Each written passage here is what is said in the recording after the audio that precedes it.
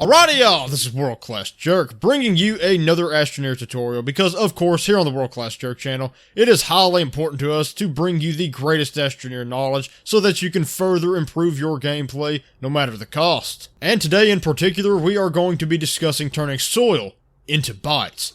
But how, you may ask? How on this earth am I going to turn my soil into bytes? After all, there's only a select amount of things you can do with soil. Well, we're going to be exploring another concept that we have actually discussed in another video, and that is turning soil into scrap, which basically works with a system that looks something like this. But before we get into this, we should also mention that this is not an extremely fast tactic, but for reasons that we will discuss later, it still may be of high use to you.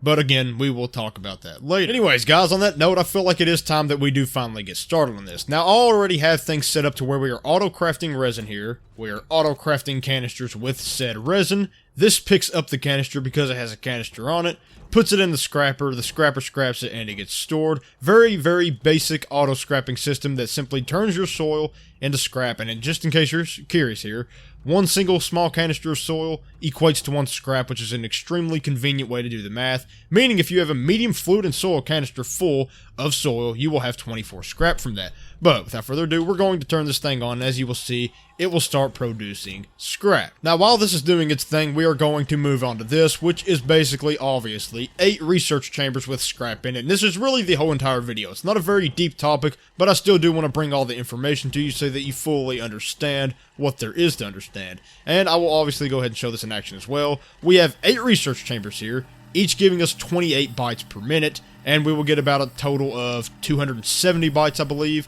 So basically, we're going to be getting somewhere in the region of, I forgot the math, 224 bytes a minute if you can run 8 research chambers. Now, I'm not going to sit here and pretend like that's an easy thing, because I do understand that running 8 research chambers can be kind of challenging, but at the same time, you probably don't want to be doing something like this until at least medium to late game anyways. Also, yes, as you can see, this is a very basic system and it does work just fine. You can do this with a larger shredder as well if you want to set that up like that, but that was irrelevant. Don't really know why I brought that up. But yes, on the topic of late game, I did say that this is kind of expensive, which it is because scrap isn't particularly cheap. It's not really expensive, but it's not particularly cheap either, and so basically what I'm going to do here is compare it to 2 popular, or at least I think they're popular, I've seen them before, strategies for gathering bytes, and I'm going to kind of explain why you might want to use it over those strategies. The first strategy is the classic landing on Glacio, going into a cave, and getting the bytes from the cave strategy.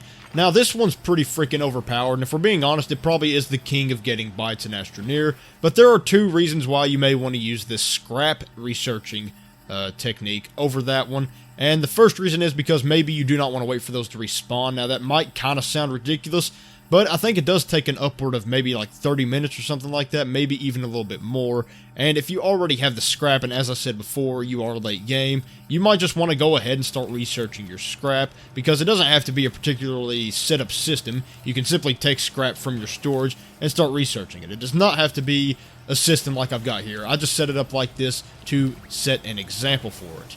And the second reason is maybe you don't want to go to Glacio when you already maybe have a soil truck on your home planet. Because if you have a soil truck, getting soil is an absolute joke. And so having one soil become 200 or 300 bytes rather, that's not such a bad thing when all you have to do is just have the soil, which you do, and then you don't have to go to Glacio. But that's pretty much it. And for the next strategy, and this one's a lot more, it's easier to counter this one, if you will, okay? Because the next one is gathering the stuff on Glacio, the actual, like, research samples that you have to put in the research chamber. Now, these things aren't actually, like, I don't think this one's as popular, but still, it's just another technique I'm going to throw out there because it may be likened to others.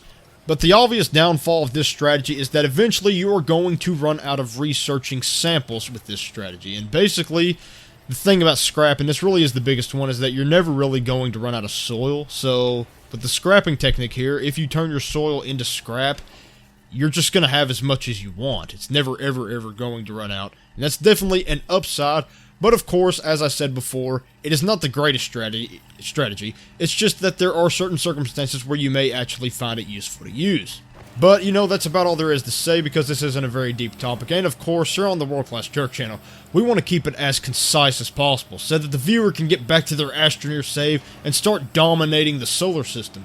But yeah, in conclusion, this is basically a pretty easy strategy that will give you medium results, and it's very, very consistent if you can keep your soil up, which you should have no problem doing. And so basically, you know, like and subscribe, leave comments, leave suggestions as well, and all that good stuff, yeah.